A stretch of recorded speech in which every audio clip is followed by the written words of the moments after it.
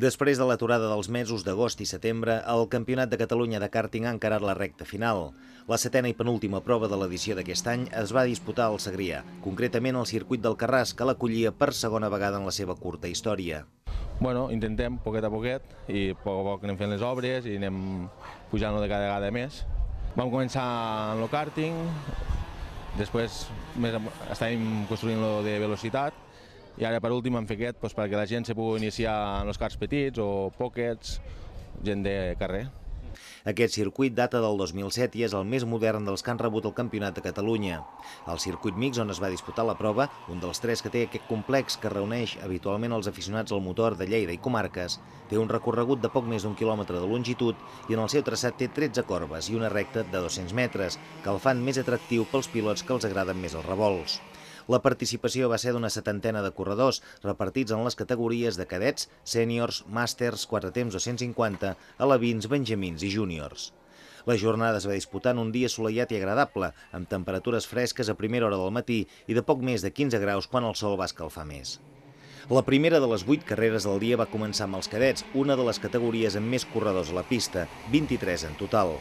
L'asturià Alejandro Rodríguez, del LTP Competición, es va imposar en les dues mànegues. En la primera, el segon va ser el donostiarra Miquel Mostajo, de l'AB Motorsports, i tercer, el gironí Eric Falcó, de l'equip Mariano Molina.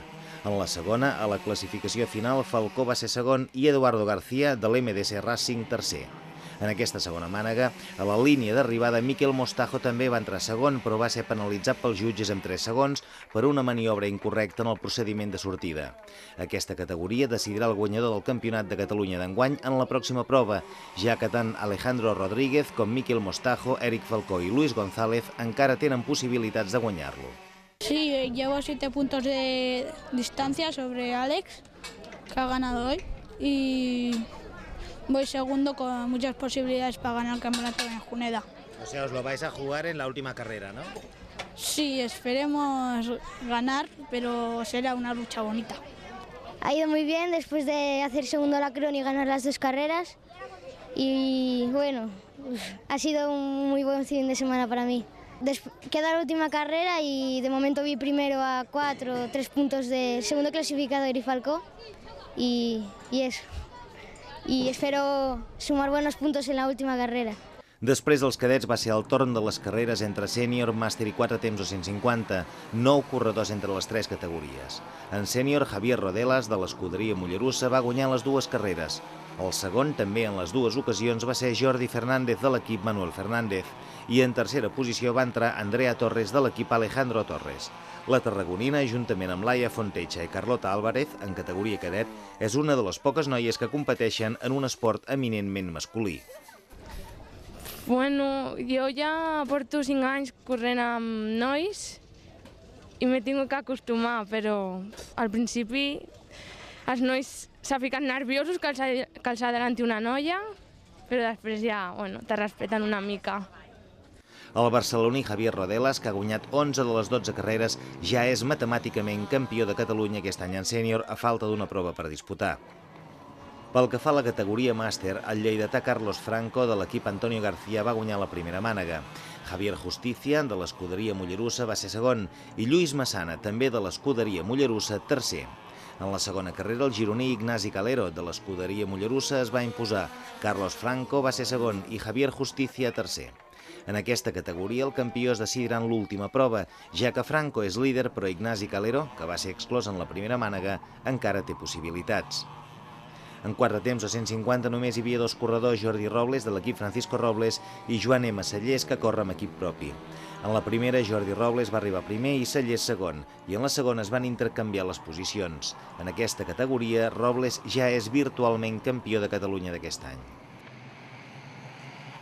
Posteriorment van competir els alevins i benjamins, 28 pilots entre les 2 categories, la carrera més nombrosa de la matinal. En alevins, el valencià Eliseo Martínez, de l'escuderia Osona, va guanyar les 2 mànegues i lidera el Campionat de Catalunya amb moltes possibilitats de guanyar-lo a falta d'una prova. La setmana passada, Eliseo Martínez ja es va proclamar campió del Campionat d'Espanya i ara podria ser-ho del català. Sí, yo creo que sí. Yo voy a ir a cuchillo a ganar. Me ha hecho bien una cosa, no mirar para atrás, y otra que se iban perjudicando ellos, adelantando, sí.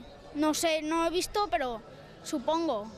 En la primera carrera, el segon va ser l'andorrà Àlex Machado de l'AB Motorsport i el tercer lloc va ser pel barceloní Bosco del Moral del Car Club Lliçà de Vall. En la segona prova, Àlex Machado va repetir la segona posició i el tercer va ser Alain Zaragoza del LTP Competición. En aquesta categoria, però, l'última prova serà decisiva, ja que tant Àlex Machado com Del Moral o Carlos León, entre d'altres, encara poden endur-se el campionat. Pel que fa als més petits, els benjamins Quique Bordas del Radacar Competición va guanyar la primera mànega, Ayrton Fontecha de l'equip David Fontecha va ser segon i Kilian Meyer del Club Karting Vendrell tercer. En la segona carrera, Fontecha va guanyar, Bordas va ser segon i Meyer tercer. El campionat el lidera Meyer, però Fontecha encara té les seves possibilitats. On ja no hi ha res a decidir és en la categoria júnior, que va tancar la matinal com ha estat norma en altres proves d'aquesta edició. 9 corredors van prendre part en les dues carreres. El pilot de Castellví de la Marca, Ivan Pinya, del Rimauto Racing Team, es va imposar en les dues carreres i es va assegurar matemàticament el campionat de Catalunya. Ivan Pinya ha mostrat una gran superioritat sobre la resta de pilots aquest any en la categoria i s'ha imposat en 10 de les 12 carreres que ha disputat. Molt bé. He tingut bastanta sort perquè aquest circuit ja vaig córrer fa 2 anys i me'l sabia bé. Sí, encara que trenqués ja guanyaria.